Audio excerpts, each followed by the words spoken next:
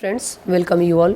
Today we are going to start with the chapter number 47 of legal and regulatory aspects of banking, and it covers conditions and warranties. So moving ahead, starting with the introduction, here it is mentioned every contract of sale of goods has certain stipulation. यहाँ पे stipulation का मतलब शर्त होता है. तो सारे contract of sale of goods में कुछ शर्त होते हैं, कुछ टर्म्स एंड कंडीशंस होते हैं. किसके रिगार्डिंग होता है? तो वो होता है गुड्स के नेचर, गुड्स की क्वालिटी या फिर क्वांटिटी के रिगार्डिंग. तो गुड्स के नेचर, क्वालिटी या फिर क्वांटिटी ऑफ गुड्स के रिगार्डिंग ये सारे के सारे टर्म्स एंड कंडीशंस होते हैं. सो कॉन्ट्रैक्ट ऑफ सेल में गुड्स के बहुत सारे ऑब्लिगेशंस होते हैं. तो वो क्या होता है वो हम लोग आगे देखेंगे. उसके बाद यहाँ पे दिया है meaning of conditions and warranty. तो कंडीशन और वारंटी के मीनिंग को समझने के पहले हम लोग थोड़ा उसके बारे में जान लेते हैं कि कंडीशन क्या होता है. सो कंडीशन एक ऐसा शर्त होता है जो बायर सेलर पर लगाता है और बताता है, बायर ये बोलता है या बताता है कि मुझे ऐसे स्पेसिफिक क्वालिटी का गुड्स या ऐसी क्वांटिटी में गुड्स चाहिए. पर वारंटी के केस में सेलर खुद वारंटी देता है अपने गुड्स का. जो भी गुड्स वो बेचेगा उसकी वारंटी वो सामने से देता है. कि जैसे कि एक एग्जांपल से हम समझते हैं, आप एक शॉप में जाते हैं, एक रेफ्रिजरेटर ख़रीदते हैं, तो सेलर खुद बताता है कि इसमें 1 ईयर में 4 सर्विस फ्री मिलेगा या फिर 5 साल का इंजन की वारंटी होगी. सो इतना बात ध्यान में रखिए कि कंडीशन बायर लगाता है सेलर पे और वारंटी सेलर लगाता है बायर पे. लगाता है मतलब सेलर देता है बायर को. और नेक्स्ट दूसरा पॉइंट ये बात ध्यान में रखना है कि कंडीशन ज़्यादा डेंजरस होता है कंपेयर टू वारंटी. क्योंकि कंडीशन के केस में अगर सेलर ने कंडीशन तोड़ दी तो बायर 2 काम कर सकता है. पहला क्या कर सकता है? पहला तो वो टोटल पैसे वापस ले सकता है और दूसरा कि वो गुड्स को रिटर्न करके दूसरा गुड्स से रिप्लेस कर सकता है. उसके बदले कोई दूसरा सामान ले सकता है. मतलब ये टोटली बायर के ऊपर डिपेंड होता है कि बायर की मर्जी कि उसे रिफ़ंड लेना है या गुड्स को रिप्लेस करना है.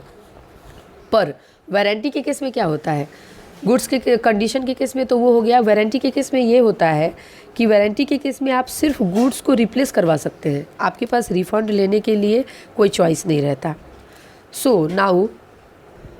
सो अब हम लोग देख लेते हैं कि यहाँ पे meaning of condition and warranty में क्या बताया है यहाँ पे. तो यहाँ पे दिया है कि under the sale of goods act the stipulation in a contract of sale with reference to goods are classified based on their importance as condition and warranty. मतलब कि सेल ऑफ गुड्स एक्ट के तहत किसी भी goods के cell या purchase की कुछ स्टिपुलेशन या फिर शर्त होता है, वह 2 पार्ट में क्लासिफाइड होता है. पहला हो जाता है कंडीशन, दूसरा हो जाता है वारंटी. तो अगर स्टिपुलेशन एसेंशियल हुआ तो वो हो जाता है कंडीशन, और अगर स्टिपुलेशन कोलेट्रल हुआ तो वो कहलाता है वारंटी. सो स्टिपुलेशन, अगर स्टिपुलेशन एसेंशियल है तो वो कंडीशन कहलाता है, और स्टिपुलेशन अगर ब्रीच हो जाता है, मतलब कि ब्रीच का मतलब कि कैंसिल होना, टूट जाना, तो वो फिर या फिर वायलेट हो जाना या फिर कुछ ऐसे कंडीशंस होंगे जो कि कंपाइल्ड नहीं होते हैं. मतलब कुछ ऐसे टर्म्स एंड कंडीशन, उसमें ऐसी चीज़ें, बातें लिखी हुई है कि प्रोडक्ट सेल करने के बाद पता चला कि वो कंपाइल्ड नहीं हुआ. तो उस केस में party have rights to repudiate. मतलब इट मीन्स पार्टी के पास राइट होता है कि वो एग्रीमेंट को कैंसिल कर दे और ऐसे स्टिपुलेशन को कंडीशन कहते हैं. मतलब ऐसा स्टिपुलेशन जो एसेंशियल हो उसे हम लोग कंडीशन कहते हैं. मतलब उसको पूरा करना एकदम ज़रूरी है, तो वो अपना ऐसे शर्त जिसको पूरा करना ज़रूरी है, अगर उसमें कुछ डिफेक्ट हुआ तो पार्टी उसको कैंसिल कर सकता है, रिफ़ंड ले सकता है. तो इसे हम लोग कंडीशन कहते हैं. बट अगर स्टिपुलेशन कोलैटरल है तो वो वारंटी कहलाता है. अगर स्टिपुलेशन इसमें ब्रीच होता है, मतलब कंपाइल्ड नहीं होता है, तो उस केस में सिर्फ डैमेज क्लेम किया जा सकता है, रिफ़ंड नहीं ले सकते. एग्जाम्पल से देखते हैं. सपोज आपने एक रेफ्रिजरेटर ख़रीदा और वह घर आने के बाद पता चला कि कूलिंग नहीं कर रहा है. तो इस केस में सेलर सिर्फ उस रेफ्रिजरेटर को रिप्लेस करेगा या फिर उसे रिपेयर करके देगा, पर पैसे वापस नहीं करेगा. सो वारंटी के केस में सिर्फ डैमेज क्लेम कर सकते हैं, रिफ़ंड नहीं ले सकते. तो यहाँ पे एक चीज़ नोट करने वाली है कि कंडीशन भी वारंटी बन सकती है. यहाँ पे जब ये पूरी चीज़ें ये पूरे लाइन्स जब हम पढ़ेंगे तो यहाँ पे एक चीज़ आएगा कि कंडीशन भी वारंटी बन सकती है, लेकिन वो कब, जब बायर चाहे तो। कंडीशन वारंटी कब बन सकती है, अगर कोई वो बंदा एक मोबाइल ख़रीद के जाता है।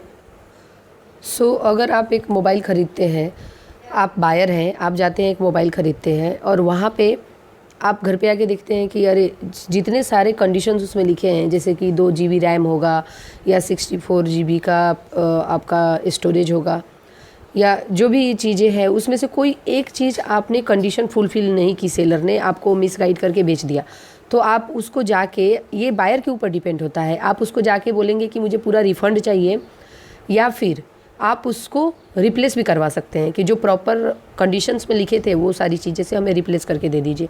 तो it is totally depend upon the buyer कि कंडीशन को वारंटी के रूप में ले सकता है। अगर आप रिप्लेसमेंट लेते हैं तो वारंटी के हो जाएगा, अगर आप रिफंड लेते हैं तो फिर वो कंडीशन के केस में जाएगा।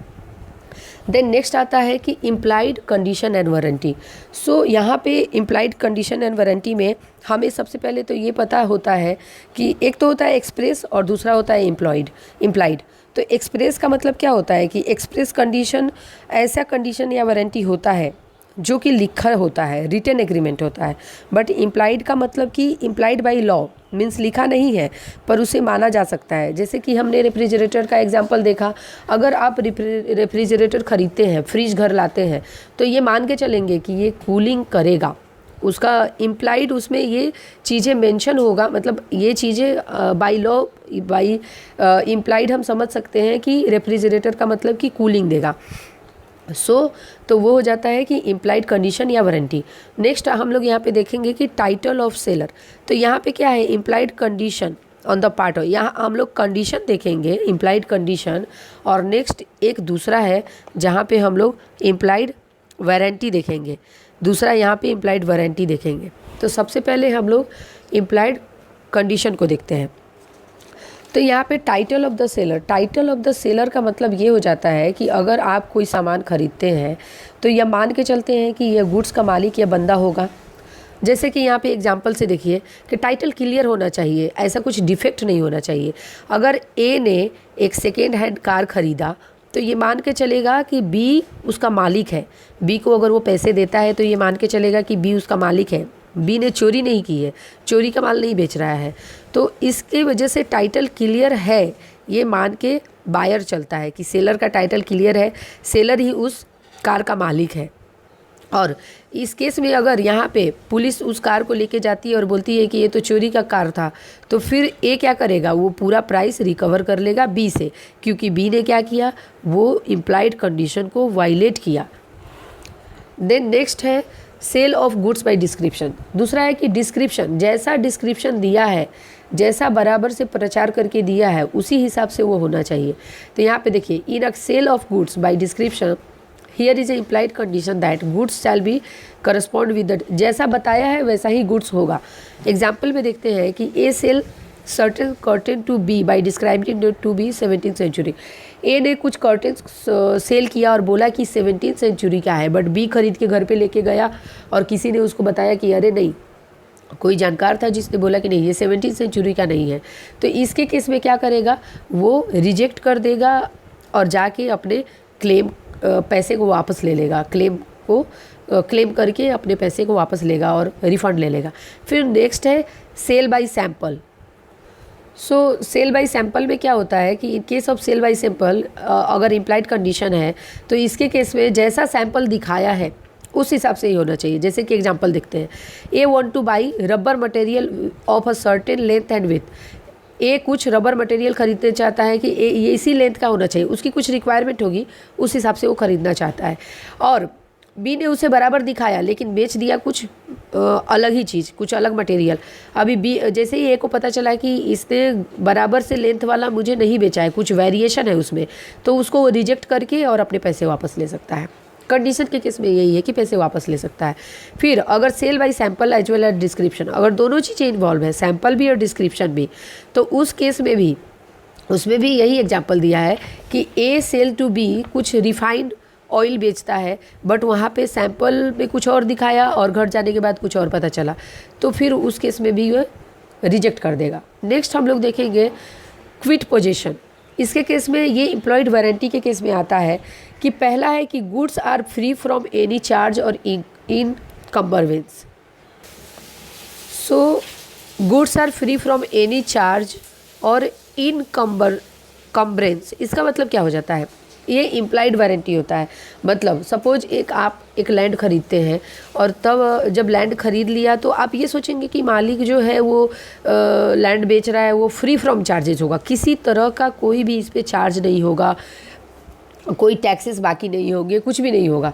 जब आपने लैंड खरीद लिया तो बाद में पता चला कि कोई दूसरा आके क्लेम करता है कि ये लैंड के बदले तो इसने मेरे से इतने पैसे लिए थे, अभी आप मुझे चुकाओ, अगर आप इसके मालिक हो तो आप मुझे चुकाओ। या कोई आके बोलता है कि इस पर तो प्रॉपर्टी टैक्स है, इतने सारे टैक्स इसने लैंड के अगेंस्ट भरे नहीं है, तो गवर्नमेंट ऑफिशियल बोलता है तो ये आपको भरना पड़ेगा।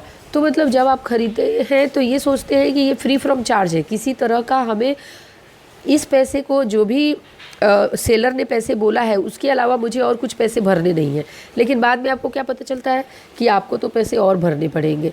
तो ये हो जाता है इम्प्लाइड वारंटी। इसके केस में ये सोच के हम चलते हैं कि नहीं, जितने भी चीज़ें हैं कुछ चार्जेस वार्जेस नहीं है।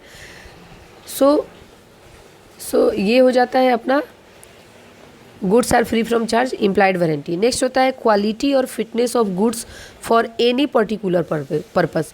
तो ये भी इसमें जैसे ये अपना फ्री फ्रॉम चार्ज था, ये क्वालिटी और फिटनेस ये सब बराबर होना चाहिए, तो उसके लिए ये अपना सेकेंड हो गया। देन नेक्स्ट होता है, जैसे इसका अगर एग्जांपल आप लेते हैं कि अगर एक पर्सन ने वाटर बॉटल ख़रीदा, warm water bottle, hot water bottle ख़रीदा एक केमिस्ट से।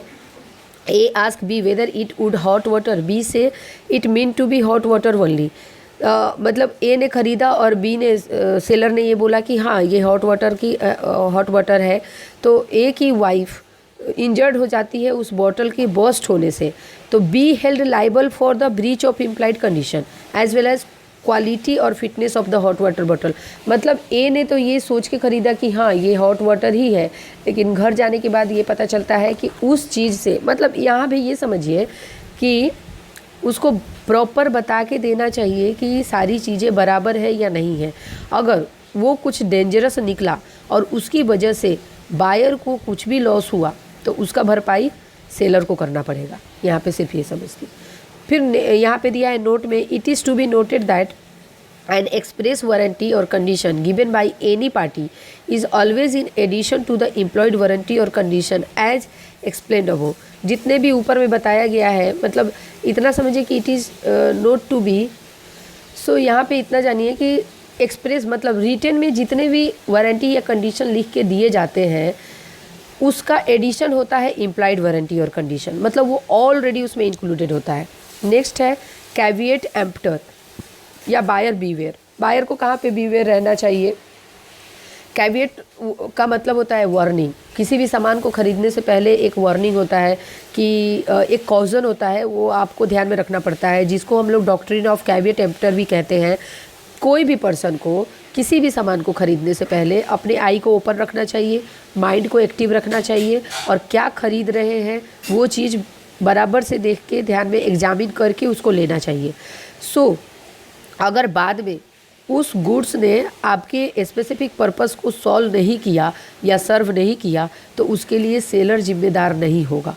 तो ये कैविएट कहता है। नेक्स्ट उसके बाद हम लोग देख लेते हैं चेक योर प्रोग्रेस। तो सबसे पहला इसमें ये दिया है, if the stipulation agreed to between the parties essential. जहाँ पे एसेंशियल का बात हुआ आप कंडीशन बोल दीजिए, और जहाँ पे कोलेट्रल की बात हो जाएगी वहाँ पे वारंटी बोल दीजिए। ठीक है, अगर शर्त एसेंशियल है तो कंडीशन होता है, अगर शर्त कोलेट्रल है तो वारंटी होता है। नेक्स्ट देख लीजिए, there is an implied condition on the part of the seller that he has a right to sell the goods. Seller के पास ये राइट होता है कि वो गुड्स को सेल करे, इम्प्लाइड कंडीशन होता है ये।